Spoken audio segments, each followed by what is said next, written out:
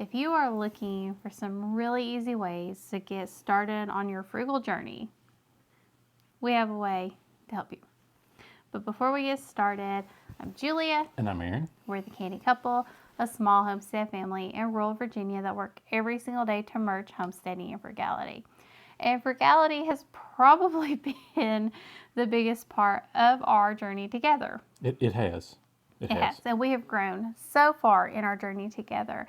And there has been 5 consistent things we have done throughout the years that have helped us in our frugality journey. And these are 5 things that you can do now to help you start practicing frugality in 2025 right now. Yeah. Okay. So the number 1 thing is you got to know how much you have coming in money-wise and how much you have going out money-wise. You have to. And I know, This seems so common. No, I was going to say, if your paychecks vary from week to week, you sort of, average for a month, to see what you've got actually coming in. Yes.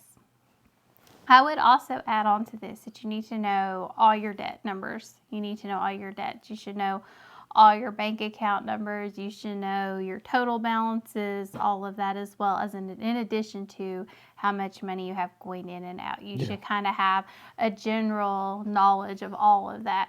Aaron is my financial guru. He takes care of all of those numbers for us. We actually look at them on a bi-weekly basis. A lot of people say that's too much, but it works really well for our family. It does, and it lets us see, if there's any changes we need to make immediately. Yes, it does. And it kind of keeps us afloat, and it lets us know where we are with our money. And it's helped throughout the years, and especially this last year, because last year we did amazing with our budget. I think the reason we did so well with our budget was because we did weekly budget meetings. And because we did weekly budget meetings, you actually kept up with this better than you ever have in the past. Correct. So it works really well for us. Number 2 is you have to get control of your debt. We're not saying you have to pay it off. You should pay it off. Yes, but you have to figure out got to get a plan of how to get out of debt. If that's your goal.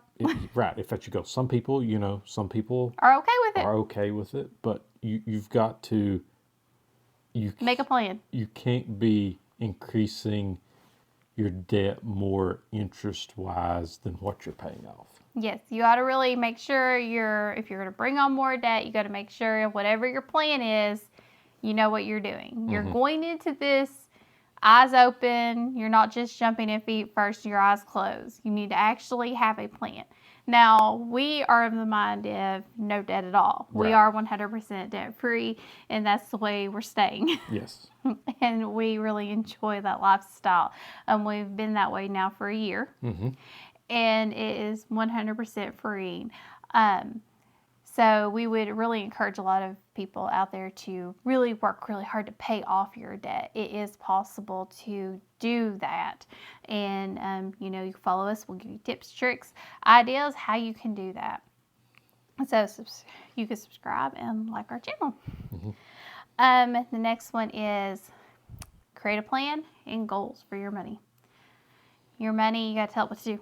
Yeah, I mean, you're like, okay, well, what I'm going to do if I get debt-free? What am I going to do with this money?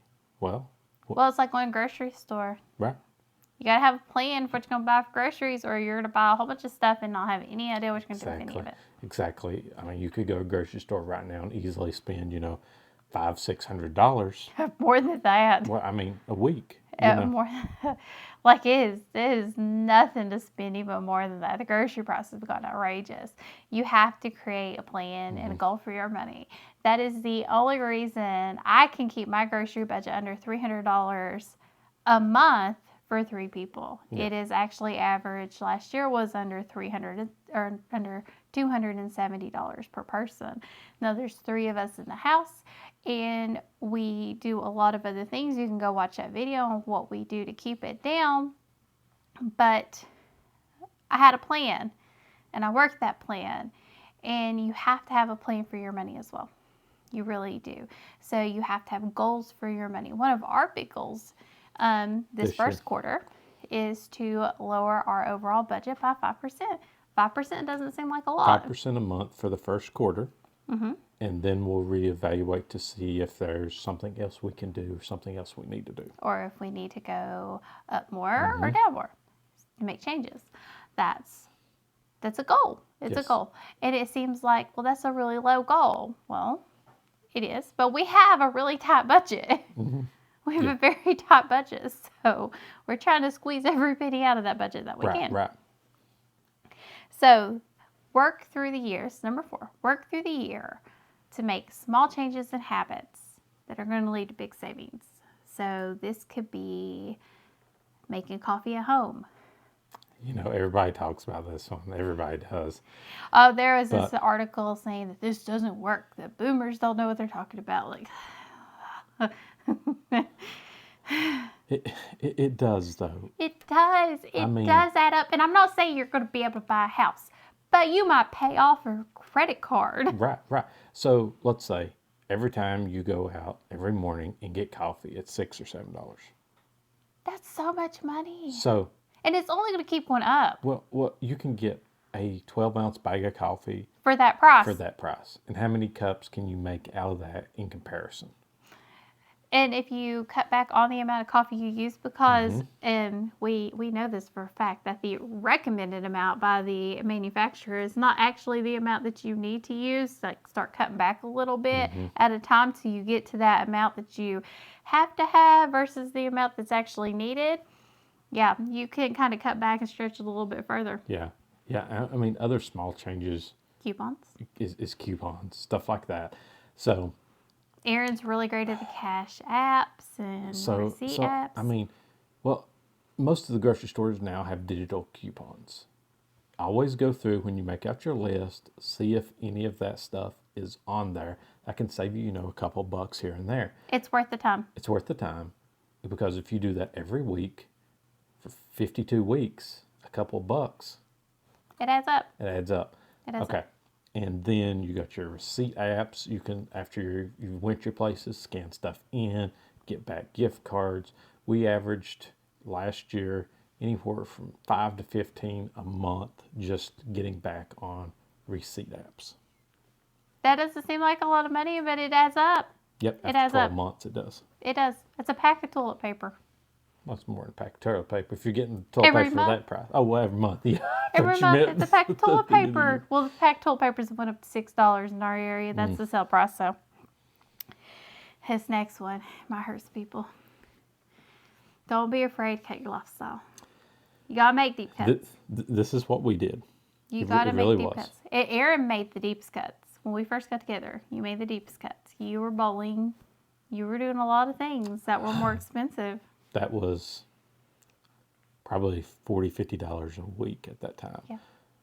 And that was just that was like a small. That was just the fees to bowl. That doesn't include the food, the gas that you would get as well. So, I mean, stuff like that, it can add up. You don't need all the subscriptions. Your gym memberships, all of these things you can, I mean, there's we're not telling you to take out the joy in your life, but what we're saying is there's free ways. There are ways to do things. Yeah. And if you are really looking for financial freedom and you need help getting out of that, these are things that you've got to look at. You got to do. You got to cut. You got to cut. You got to be you got to be willing to do it. You're going to be like, listen, I've got to do this. I mean, if you look at the cost of subscriptions now, if you don't get them on a deal, it's insane. Right. I mean, you're going to spend, And we just saw articles for the cost of cable just jumped up like $80 for the average cost of cable, wasn't it? Yeah, it's crazy now. They're talking about, that all that stuff just keeps increasing, cable, satellite, anything like that. Right now, we spend $18.99 a month on our streaming things. Mm-hmm. That is it. We don't spend any more if you don't count Prime. Yeah, if you don't count Prime. If you don't count Prime. So we have 2 streaming options. Yes. That one of them we're grandfathered in. So if we ever lost that, we would pay a lot. We would never get it back. We wouldn't get it back because it's way too expensive. It's went up $10 to $12 now. Yeah. Another one, we get a Black Friday special. Yes. That's the reason we get it. Yep. Because we had dropped it in here and said they got a Black Friday special for the same price we had it for before. $2.99 a month for a year. And that works for us. Yeah. It does. And we use a lot of free. We watch a lot We of a free lot of stuff. free. We watch a lot of free. Pluto is a really great. good one if you're looking for free stuff. If you got Roku anymore, they've got a lot of channels as well. So they have so much free stuff out there you can watch. Plus you have YouTube and everything else.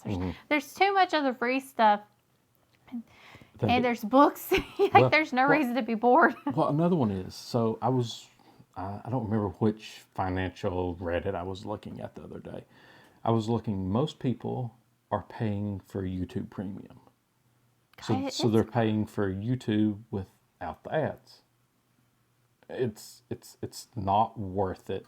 It is not to us. You can watch ads and save money. I don't understand that. To me, that does not make sense. Like commercials, I don't understand people's like complete and utter hatred with commercials. Like, no, do I like them? No. But I can go do something for the 4 minutes that are on. And most of the time anymore, like on Pluto, they tell you how many commercials that you have. So I will say like 5 commercials. So I've got 5 commercials. I could go do something during those 5 commercials and come back and watch. Yeah. So, I mean, there's things you can do. There's things you can cut back on. You might not like it, but you could save hundreds to thousands of dollars a year. And that doesn't seem like, even your cell phone. So say you have a premium cell phone. Which I used to. He used to, and this was hard. We didn't fight about it. But I felt like I had to pull. You had to pull and drag me. We had to pull. I kept like tugging a little bit. Like, do you think maybe? No. Do you think maybe? Nope. Okay. And then finally he's like, we need to switch this. And we saved like $800 that year or something just by switching his. Yeah. And that was a huge savings for us. We did go to Mint. It's one of the better options. It was cheaper for us. And I was already on a cheaper plan. And we went to Mint because it was still $10 cheaper for me to go to a cheaper plan. So that was crazy. Yeah. So you can do things. You can do this. 2025 can be the year that you can really look at your finances and be like, listen, we don't know where anything's going. We know where prices are right now. Yeah. We know where everything's expensive. Right. Let's work with what we know now, and let's try to get our expenses down and work with what we know and get the debts that we have paid off. And let's try to, work with the money we have coming in. We might have to do a side hustle. Get a side hustle out there. It's a great way to bring in some extra income. Or get a second job if you want. I know that's a lot of people hate that. I get that. But sometimes you might not have a choice. Right. It depends on the situation you live in. But let's work on it and get some more financial independence. But these are 5 things that you can do. These are 5 things that we do every single year, and they really helped us get control of our finances. Yeah, and if you like this type of content, make sure you hit the like button and leave a comment below. Absolutely. We love hearing from you all. Let us know what you all do. Yeah. What do you all do to make sure that you all are on top of your finances, making sure you're keeping in touch every single day, every single year? Yeah. Well, make sure to go and check out our link tree with all of our other content. And as always, thank you for joining us on the Canny Couple, where we work hard, live simple, and enjoy life. Have a wonderful day.